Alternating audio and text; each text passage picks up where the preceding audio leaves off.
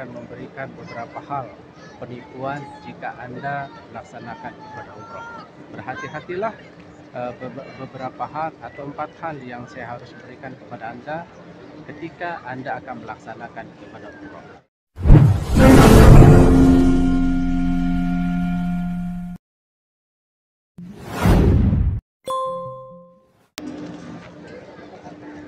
Halo sahabat YouTube, Assalamualaikum warahmatullahi wabarakatuh. Alhamdulillah berjumpa kembali di channel YouTube Farid Mekah. Alhamdulillah pada hari ini saya berada di Masjidil Haram setelah selesai melaksanakan sholat isya, dan sekarang saya akan memberikan beberapa hal penipuan jika Anda melaksanakan ibadah umroh. Berhati-hatilah beberapa hal atau 4 hal yang saya harus berikan kepada Anda ketika Anda akan melaksanakan ibadah umroh. Baik, sebelum saya melanjutkan videonya, jika kalian suka video ini silahkan klik like, subscribe, komen, dan share. Nah, sekarang kita lihat dulu tempat ini, ya. Masya Allah, tabarakallah. Di sini terlihat sangat ramai sekali para jamaah haji yang berada di luar Masjidil Haram. Ini mereka baru saja selesai melaksanakan sholat isya berjamaah di Masjidil Haram. Suasana di tempat ini tidak begitu ramai sekarang para jamaah haji, karena jamaah haji mereka sudah meninggalkan kota Mekah Al-Mukarramah dan menuju ke tanah air atau ke Indonesia. Dan sekarang terlihat tempat ini ya tidak begitu membludak dan tidak begitu ramai para jamaah haji yang berada di kota Mekah, khususnya di Masjidil Haram ini. Baik, kita sapa-sapa dulu para subscriber yang berada di rumah. Saya akan doakan kepada kalian semua, semoga Allah Subhanahu wa taala memberikan kesehatan lahir dan batin, dipanjangkan umur, dimurahkan rezeki, diluaskan rezekinya, dijauhkan dari bala dan bencana. Dan ada beberapa hal yang perlu saya sampaikan kepada sahabat YouTube jika Anda nanti akan melaksanakan ibadah umroh. Ya, ada 4 hal yang sangat penting dan sangat perlu ketika Anda melaksanakan ibadah umroh. Karena 4 hal ini yang sering terjadi kepada para jamaah, ya. Para jamaah sering ditipu oleh oknum-oknum yang berada di tempat ini.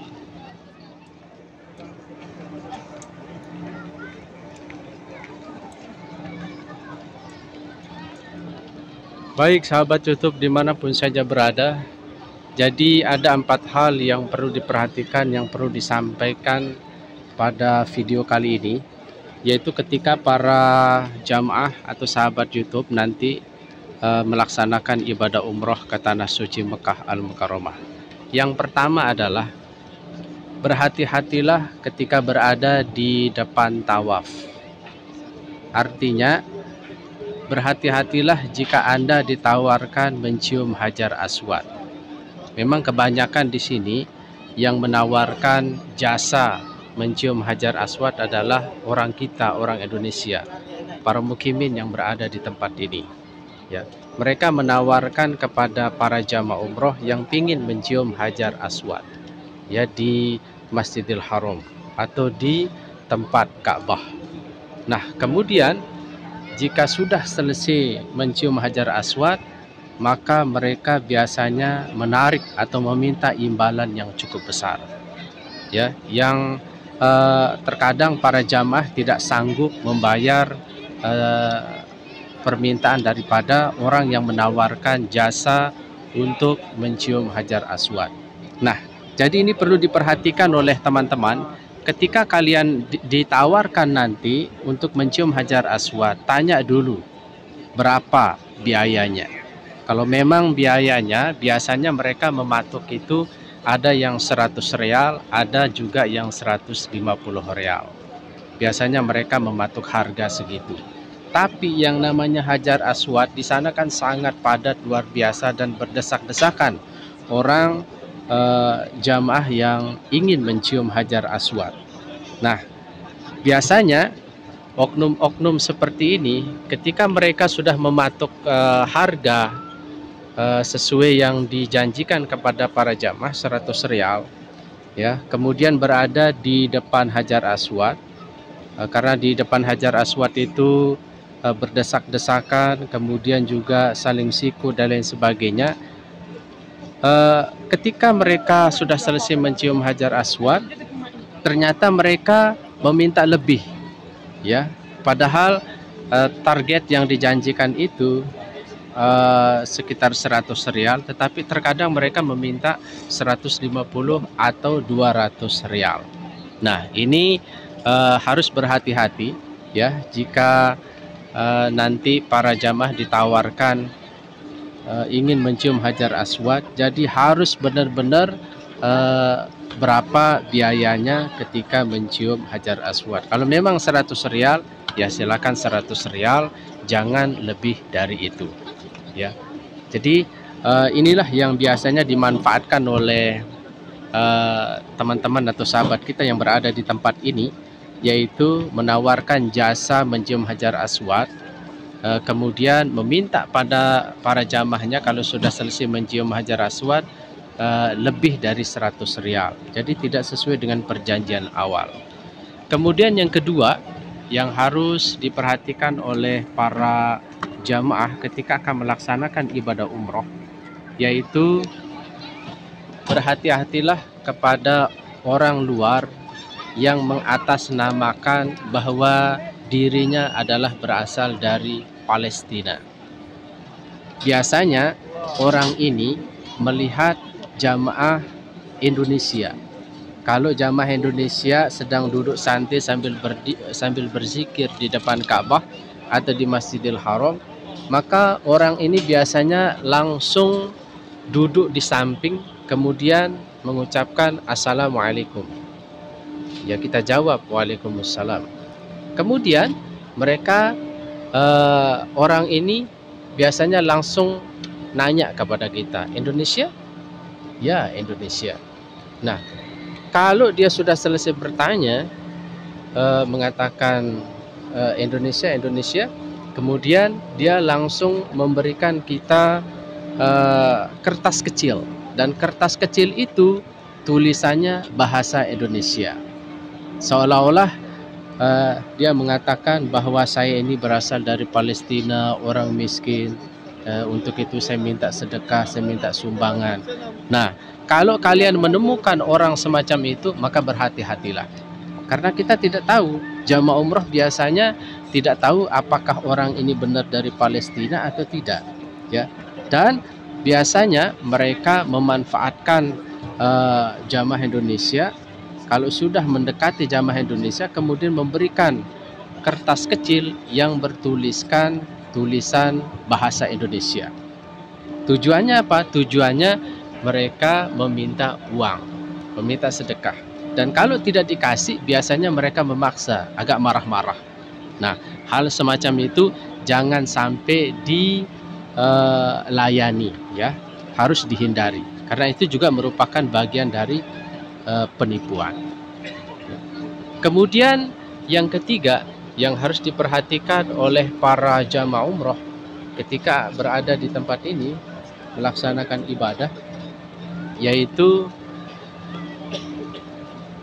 ada orang yang menawarkan dan bertanya kepada kita, "Can you speak English?" Apakah Anda bisa berbahasa Inggris? Nah, orang yang bertanya seperti itu sebaiknya jangan diladeni, jangan dilayani. Kenapa? Karena kalau dia bertanya, "Can you speak English?" Yes, I can speak English. Apakah kamu bisa berbahasa Inggris? Ya, saya bisa berbahasa Inggris. Maka Anda sudah masuk dalam perangkapnya. Kenapa demikian?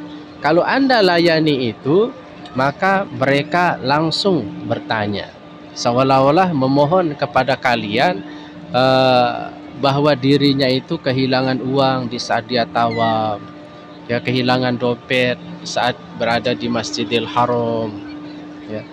Tujuannya adalah meminta supaya Anda nyumbang, supaya Anda memberikan uang kepada mereka, dan mereka tidak segan-segan membawa orang tua. Jadi dia tidak sendiri, dia terkadang berdua, apalagi membawa orang tua. Apalagi kalau kita melihat orang tua, tentu sangat sedih kita. Tetapi itulah yang namanya tipu daya mereka mengajak orang supaya orang ini diberi uang. Biasanya mereka, dan itu sering saya temukan ketika saya sedang jalan ya di Masjidil Haram, kemudian mereka bertanya, "Can you speak English? Apakah Anda bisa berbahasa Inggris?" Saya bilang no, karena saya tahu maksudnya mereka mau minta uang. Ya, dengan iming-iming bahwa dia itu kehilangan dompet di saat berada di Masjidil Haram, kehilangan uang saat berada di depan Ka'bah, atau dicuri atau dirampok dan lain sebagainya.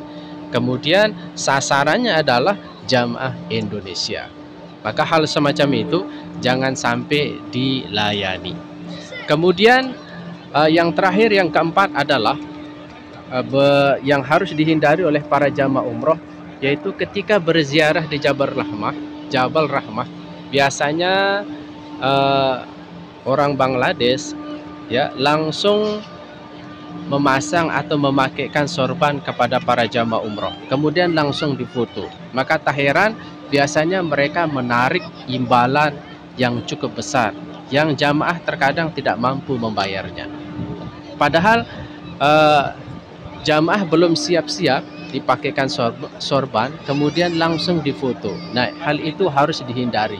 Itu juga adalah bagian dari penipuan, ya, karena mereka biasanya yang menjadi sasarannya adalah para jamaah umroh, apalagi jamaah umroh yang sama sekali tidak tahu bahasa, yang sama sekali tidak tahu tentang situasi dan kondisi di luar.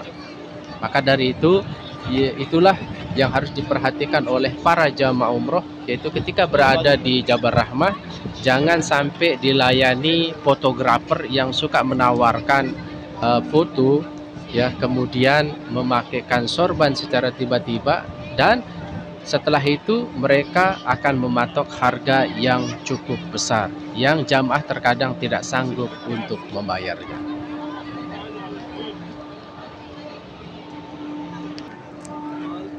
Baik sahabat YouTube dimanapun saja berada, itulah tadi beberapa hal, 4 hal yang sangat perlu dan yang sangat penting yang harus diperhatikan oleh para jamaah umroh ketika sedang berada di kota Mekah melaksanakan ibadah umroh. Jadi 4 hal ini adalah penipuan yang harus dihindari. Mudah-mudahan bermanfaat dan menghibur. Jika kalian suka video ini, silahkan klik like, subscribe, komen, dan share. Saya Farid undur diri. Terima kasih. Assalamualaikum warahmatullahi wabarakatuh.